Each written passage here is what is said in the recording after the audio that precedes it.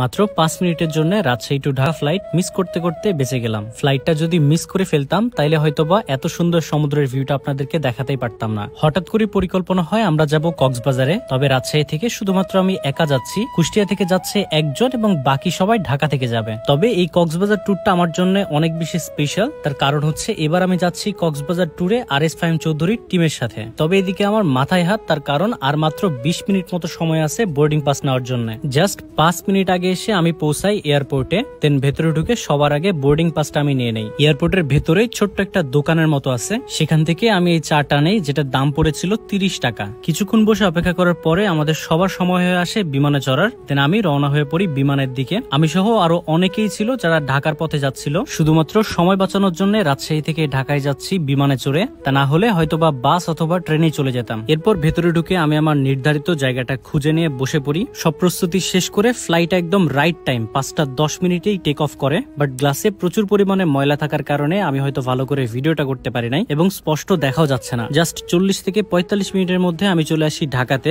এরপরে ব্যাগপত্র নিয়ে কিছুক্ষণ দাঁড়াইছিলাম, সবাই নামছিল এক এক করে। এয়ারপোর্ট থেকে বের হয়ে আমি কোথাও দেরি করি নাই, জাস্ট বের হয়ে একটু ফ্রেশ হয়েছি, দেন সেখান থেকে একটা উবার নিয়ে চলে যাই উত্তরাতে। গ্রিন লাইনের ডাবল ডেকার স্লিপার বাসে আমার টিকিট কাটা ছিল, যেটা 9:30টায় ছাড়বে কক্সবাজারের উদ্দেশ্যে। সেটাতে উঠে পড়ি, দেন আমি আমার সিটে এসে একদম ঘুম দেয় একটা। মাঝপথে এসে একটা পেট্রোল পাম্পে গাড়িটা থামায়, আমাদের টাঙ্কি ফাঁকা করতে বলে আর গাড়ির টাঙ্কি লোড দেয় সেখানে। এরপর গাড়িতে উঠে যে একটা ঘুম দিছি, সকালে ঘুম থেকে উঠে দেখি আমি এখন কক্সবাজারে। বাস থেকে নেমে আশপাশে একটু দেখে নেই, কারণ সত্যি কথা বলতে এইটা আমার প্রথমবারের মতো কক্সবাজারে আসা। এর আগে আমি কখনো কক্সবাজারে আসি নাই, বাট চট্টগ্রামে আসছি। এরপর আমি একটা সিএনজি ভাড়া করে নিয়ে যাচ্ছি marine drive road beach queen রিসর্টে। তবে এইখানে সিএনজি ভাড়া আমার কাছ থেকে নিছিল 400 টাকা এতটুকু পথ যাওয়ার জন্য। আপনারা যারা কক্সবাজার আসছেন তারা সবাই জানেন মেরিন ড্রাইভ রোডের ভিউটা কত জোস। এক সাইডে উঁচু উঁচু পাহাড় আর আরেক সাইডে সমুদ্র।